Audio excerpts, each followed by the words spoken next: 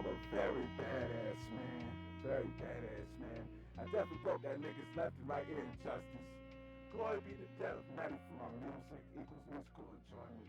Myself, you dead from the torture.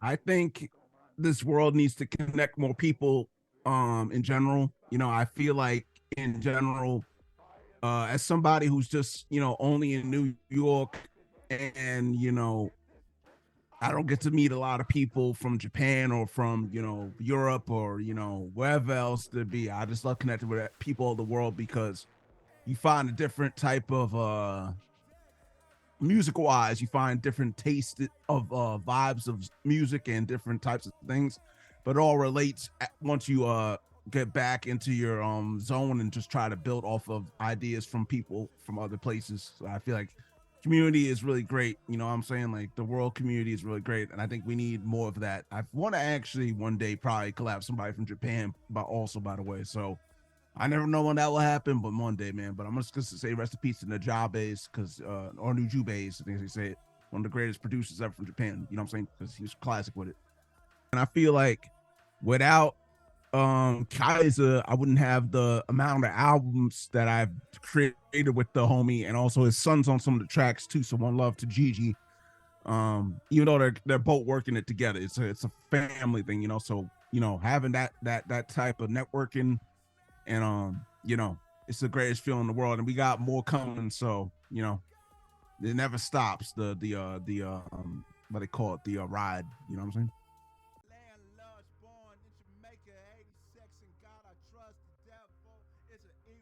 It's like a challenge, but it's also, I hate to use the word privilege, because it's like you have to somehow. I feel like it's kind of funny when I'll give Cam a little shout out, but Cam actually put up this funny meme where it's like, yo, I'm about to spaz on a Kaiser beat or whatever, but it's kind of like that. Like sometimes when you hear a Kaiser beat, you just kind of got to go all in. And Gigi does some crazy stuff too, so it's like a different type of energy. It's like, I'm not saying that my energy or my beats ain't the same energy. I spaz on my beats too when I got to. I'm not gonna deny that either. But sometimes like the sound selection, the drums, the way everything's orchestrated, it gives you this different type of energy. Like Musician in a New Palace, the way I did that, like I just kind of started off the beat and went off the brim with it. So I feel like that's a different approach where, like, if I do my own beat, I'm like, okay, I already kind of have, like, like for example, I got some lyrics here. Like I'll just, I didn't write these lyrics, but but I had someone help me write them. But for instance, like I'll have a song that I've written that's like my own song, but someone will help me write the lyrics, and then I do my own thing to it. So I'll be honest, I do write my own material, but sometimes I also have people help me. So it's like, I'm not saying they're ghostwriters, but if you want to be on that wave of me saying that, then you can ride on that. But they're not ghostwriters; they just are other songwriters to help me. So that's all I'm gonna say. But usually I write my own lyrics, so I'll tell you that. So basically, when it comes off, like Musician in New Palace, I'll end it on that. I've been in it for a minute. That came out the dome with me just improving. So that's how it goes. Sometimes I freestyle, or sometimes I write. That's how it is. That's how it is.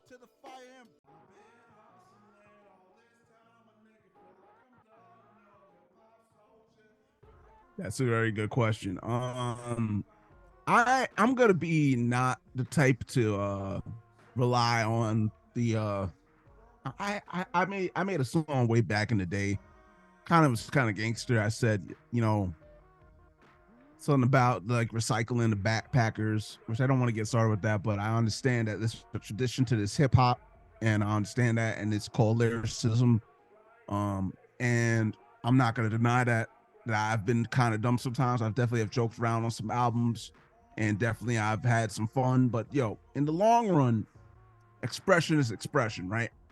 So, but if you're not expressing some good vibes and it doesn't connect to your audience, then I don't think you're really doing a job for hip hop, because there's a thing called rap and there's a thing called hip hop.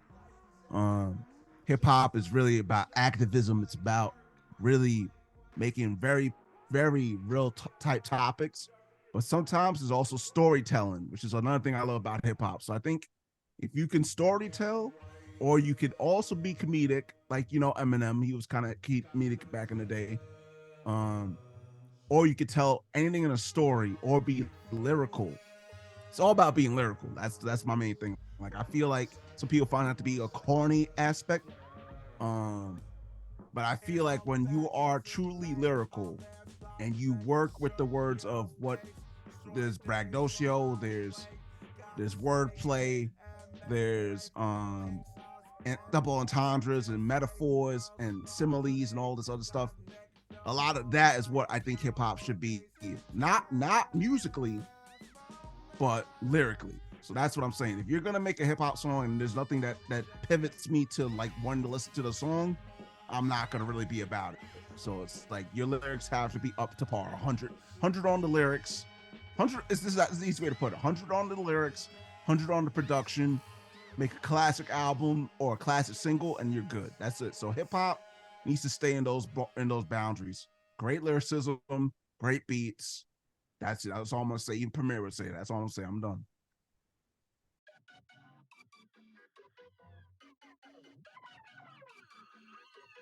Realness to the full extent, even though I haven't listened to it in a while, but thank you, Kaja, for that. I need to.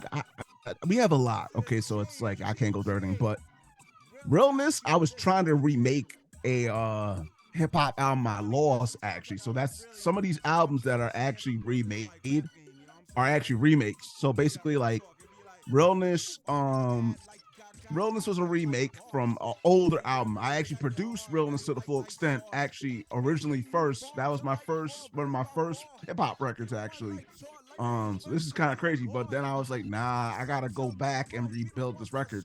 So with Kai's help, that's what happened with that record. So that's like a remade record. So that came out of the essence of just trying to build a remake of a record that was not out at the moment. Oh, and then Robust Spark, that was actually and I'll do the last one, New Age Linger. The last one, with Robust Spark, actually a record where I wanted to blend my attitude at the time with somebody on IG just like basically had the disrespect to say I don't got that power, I ain't real hip hop, which is why I was like, nah, I got that robust spark in me that's gonna destroy what you're saying. So that's actually what it means. So like the spark of the record, how it hits and everything, builds upon that energy, and that's why it's called it that. One of my favorite tracks actually on that record is Vehicle, by the way. That song go hard. But that record is a little different from Realness. Realness is a remake record, so I just try to go back to my old style and try to build off of this new beats. Robust Spark is like new beats, but I'm trying to also bring back that old and that new, combined with like a little bit of like my rock and roll sensibilities, like like Lebowski in its own way is hip hop, but has this rock and roll sensibility to it. And then New Age Linger is just another step up. It's like that record I decided actually to be like, okay, full on, I don't want to do nothing on these mixes more than just level. So it's all about volume. So it's like I'm just like using no limiters, no compressors. I'm running everything as dry as possible, and I'm just making it sound like an analog tape, but it's digital. So that's the best way to put it.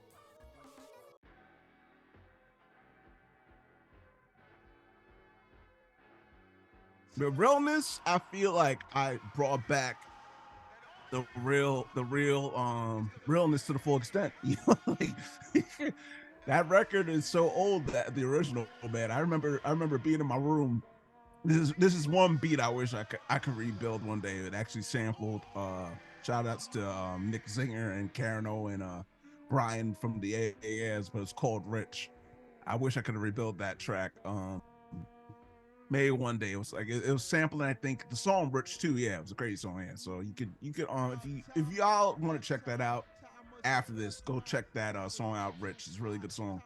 The guitars in that are crazy, but like yeah, with the realness to the full extent, I was like, let's just bring back the realness to the full extent. I mean, if that's not the easiest answer ever. And the album art too is like that. It's like bringing back that the graffiti and everything. It's like bringing back that realness.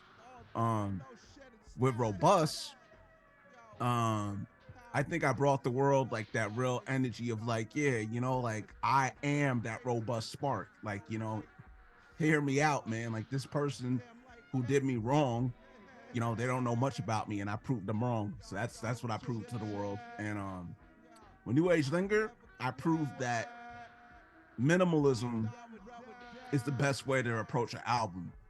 That's just basically all I can say. That's the easiest way to do it. So saying no limiters, no compressions, make the shit raw as possible, like a tape or like a or reel to reel. And that's what I did to the world. I brought back that authenticity and just leveling your volume and being kind of like, also it's a Jack White statement. So I was like, yeah, let me just do this the Jack White way. You know, shout out to Jack White too. So, you know, that's how I did it. Man.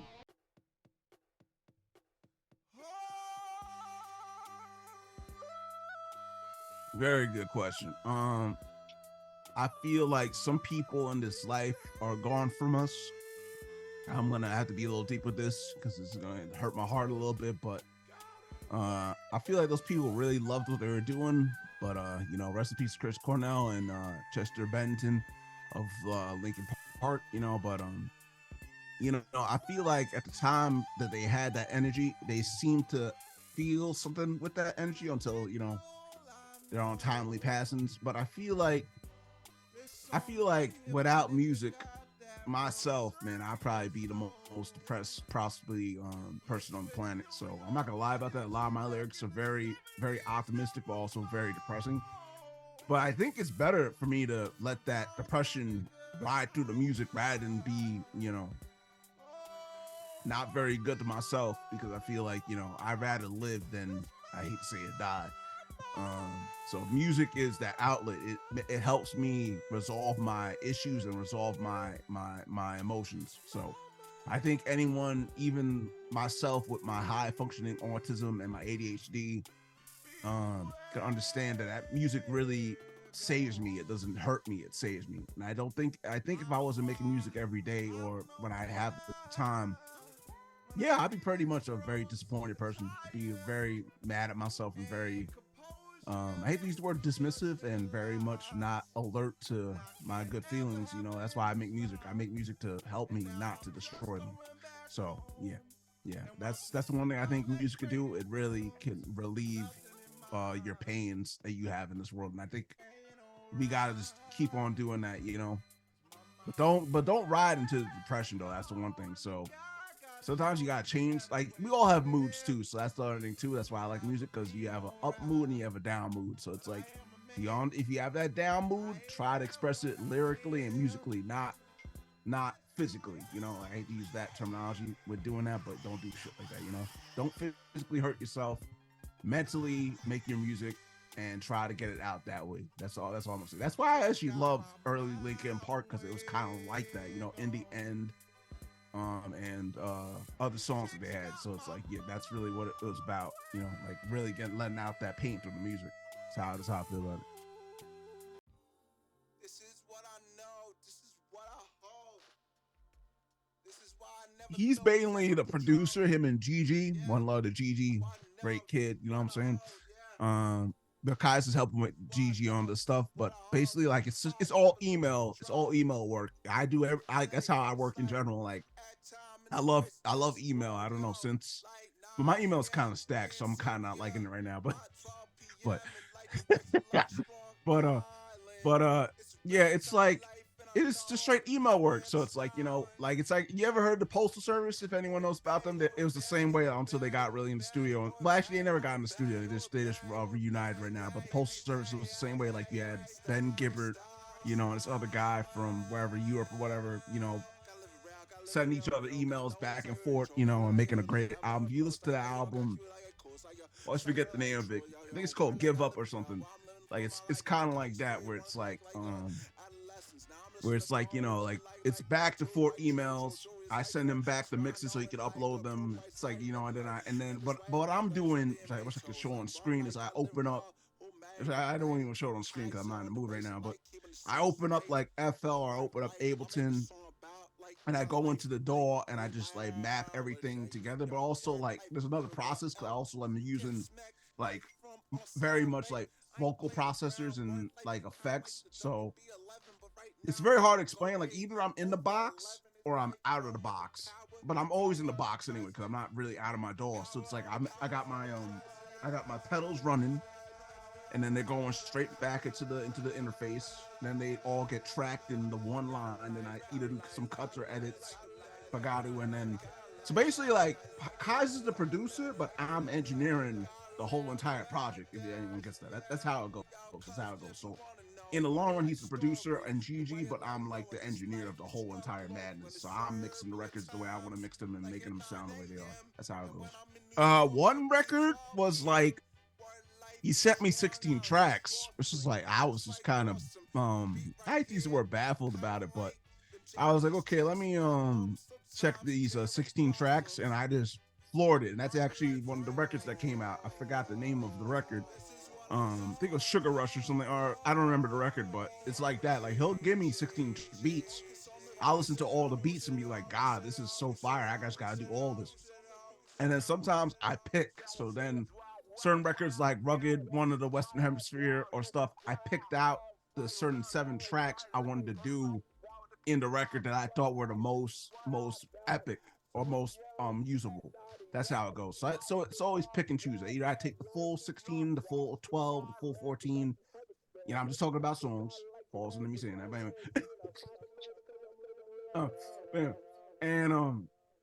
And then it's like if I feel like it's like, okay, there's 7, I take 7 songs out of the picks, and then I'm like, okay, that's the EP. So it goes EPs, LPs. That's how it goes. That's a good way to put it.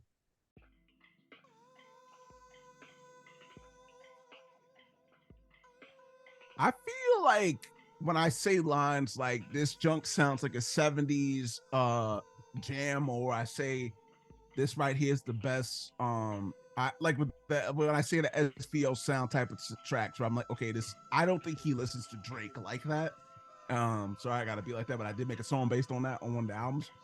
But when I'm listening to the beat, I feel like I could do a Drake flow on it. So I hate to say imitating, but I mean I at this point I already made a three albums myself saying I'm like the new Drake, so it's like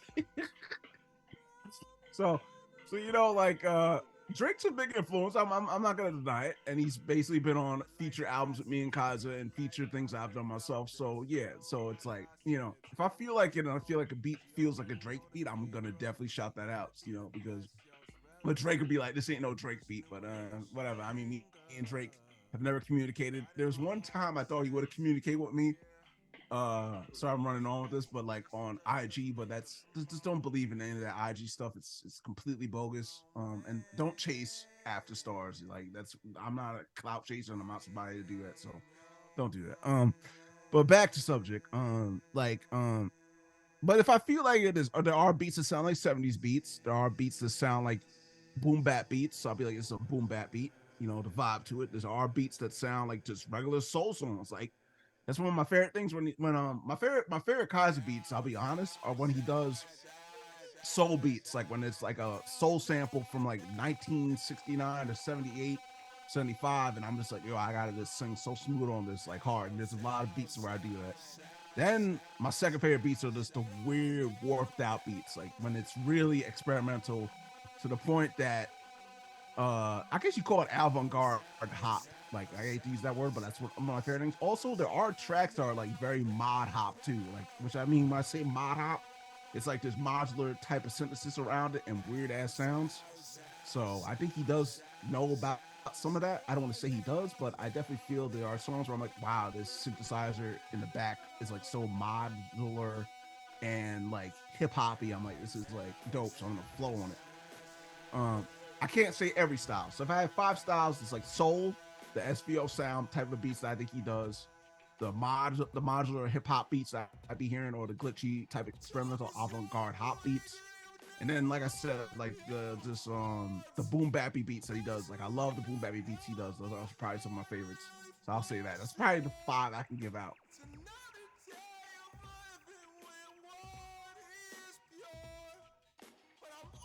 That's actually the greatest last question. So I'm definitely influenced by a lot of people. So I'm gonna give like 5 influences flow wise if I'm going crazy. So it's gonna be good. It's gonna be good. So like I said, I already said Drake.